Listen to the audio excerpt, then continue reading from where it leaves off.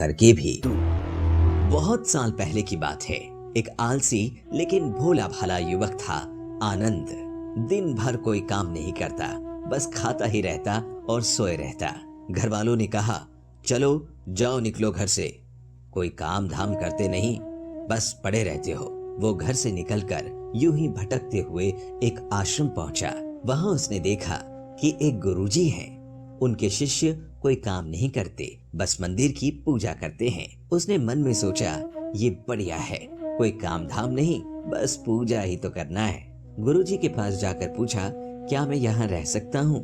गुरुजी बोले, हाँ हाँ, क्यों नहीं, लेकिन मैं कोई काम नहीं कर सकता।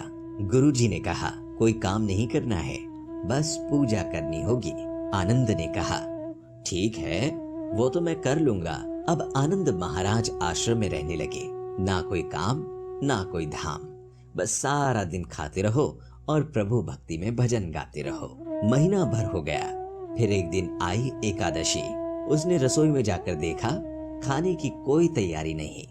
उसने गुरुजी से पूछा, आज खाना नहीं बनेगा क्या?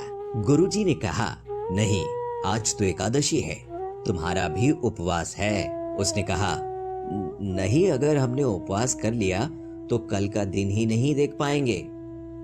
हम नहीं कर सकते उपवास, हमें तो भूख लगती है। आपने पहले क्यों नहीं बताया? गुरुजी ने कहा, ठीक है, तुम ना करो उपवास, पर खाना भी तुम्हारे लिए कोई और नहीं बनाएगा, तुम खुद बना लो, मरता क्या ना करता। गया रसोई में। गुरुजी फिर आए और कहने लगे, देखो, अगर तुम खाना बना लो, राम जी को भोग जरूर लगा लेना और नदी के उस पार जाकर बना लो अपनी रसोई। बस इतना कहते ही लकड़ी, आटा, तेल, घी, सब्जी लेकर आनंद महाराज चले गए। जैसा तैसा खाना भी बनाया, खाने लगा तो याद आया, गुरुजी ने कहा कि राम जी को भोग लगाना मत भूलना। लगा भजन गाने, आओ मेरे राम जी भोग लगाओ जी, आओ मेरे राम जी भोग लगाओ जी। प्रभु राम आइए, श्री राम आइए, मेरे भोजन का भोग लगाइए। कोई भी ना आया तो वो बेचैन हो गया कि यहाँ तो भूख लग रही है और राम जी आ ही नहीं रहे। भोला मानस जानता नहीं था कि प्रभु साक्षात तो आएंगे नहीं, पर गुरु जी की बात मानना जरूरी है। फिर उसने कहा, देखो प्रभु राम जी, मैं समझ गया कि आप क्यों नहीं आ रहे हैं। मैंने रूखा सूखा बनाया है और आपको तरमाल खाने की आदत है, इसीलिए नहीं आ रहे हैं ना? तो सुनो प्रभु, आज वहां भी कुछ नहीं बना है, सबको एकादशी है, खाना हो तो ये भोग ही खा लो। श्री राम अपने भक्त की सरलता पर बड़े मुस्कुराए और माता सीता के साथ प्रकट हो गए। भक्त असमंजस में, गुरुजी ने तो कहा था कि राम जी आएंगे, पर यहाँ तो माता सीता भी आई है और मैंने तो भोजन बस 2 लोगों का बनाया है। चलो कोई बात नहीं, आज इन्हें ही खिला देते हैं। बोला, प्रभु मैं भूखा रह गया, लेकिन मुझे आप दोनों को देखकर बड़ा अच्छा लग रहा है। लेकिन अगली एकादशी पर ऐसा ना करना, पहले बता देना कि कितने जन आ रहे हो, और हाँ, थोड़ा जल्दी आना। राम जी उसकी बात पर बड़े मुदित हुए, प्रसाद ग्रहण करके चले गए। अगली एकादशी तक ये भोला मानस सब भूल गया। उसे लगा प्रभु ऐसे ही आते होंगे और प्रसाद ग्रहण करते होंगे। फिर एकादशी आई। गुरुजी से कहा, मैं चला अपना खाना बनाने, पर गुरुजी थोड़ा ज्यादा अनाज लगेगा, वहां 2 लोग आते हैं। गुरुजी मुस्कुराए, भूख के मारे बावला है, ठीक है ले जा और अनाज ले जा। अब की बार उसने 3 लोगों का खाना बनाया। फिर गुहार लगाई, प्रभु राम आइए, सीता राम आइए, मेरे भोजन का भोग लगाइए। प्रभु की महिमा भी निराली है। भक्त के साथ कौतुक करने में उन्हें भी बड़ा मजा आता है। इस बार वे अपने भाई लक्ष्मण, भरत, शत्रुघ्न और हनुमान जी को लेकर आ गए। भक्त को चक्कर आ गए, ये क्या हुआ?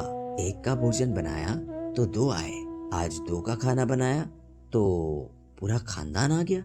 लगता है आज भी भूखा ही रहना पड़ेगा। सबको भोजन लगाया और बैठे बैठे देखता रहा।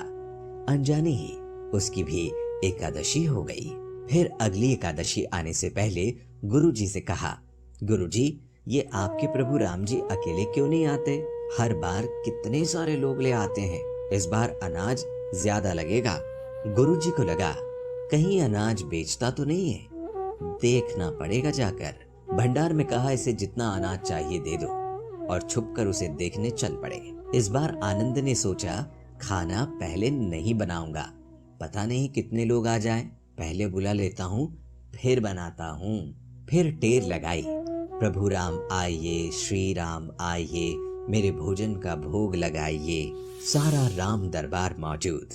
इस बार तो हनुमान जी भी साथ आए, लेकिन ये क्या, प्रसाद तो तैयार ही नहीं था। भक्त ठहरा भोला भाला, बोला प्रभु इस बार मैंने खाना नहीं बनाया। प्रभु ने पूछा क्यों?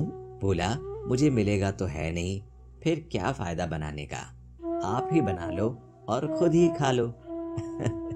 राम जी मुस्कुराए, सीता माता भी गदगद हो गई उसके मासूम जवाब से। लक्ष्मण जी बोले क्या करें प्रभु?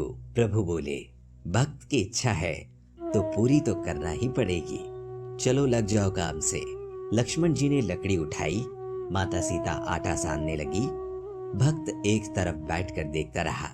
माता सीता रसोई बना रही थी तो कई ऋषि मुनि यक्ष गंधर्व प्रसाद देने आने लगे। इधर गुरुजी ने देखा खाना तो बना नहीं, भक्त एक कोने में बैठा है। पूछा बेटा क्या बात है, खाना क्यों नहीं बनाया? बोला अच्छा किया गुरुजी आप आ गए, देखिए कितने लोग आते हैं प्रभु के साथ।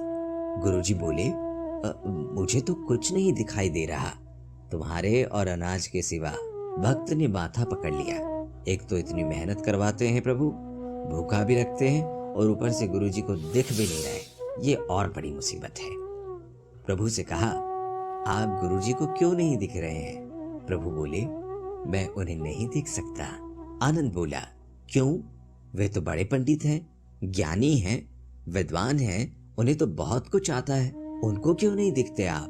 प्रभु बोले माना कि उनको सब आता है पर वे सरल नहीं है तुम्हारी तरह, इसीलिए उनको नहीं दिख सकता। आनंद ने गुरुजी से कहा गुरुजी प्रभु कह रहे हैं आप सरल नहीं हैं, इसीलिए आपको नहीं दिखेंगे। गुरुजी रोने लगे, वाकई मैंने सब कुछ पाया पर सरलता नहीं पा सका, बिल्कुल तुम्हारी तरह। और प्रभु तो मन की सरलता से ही मिलते हैं। प्रभु प्रकट हो गए और गुरुजी को भी दर्शन दिए। इस तरह एक भक्त के कहने पर प्रभु ने रसोई भी बनाई। ये भक्ति कथा लोक श्रुति पर आधारित है। अध्याय 3।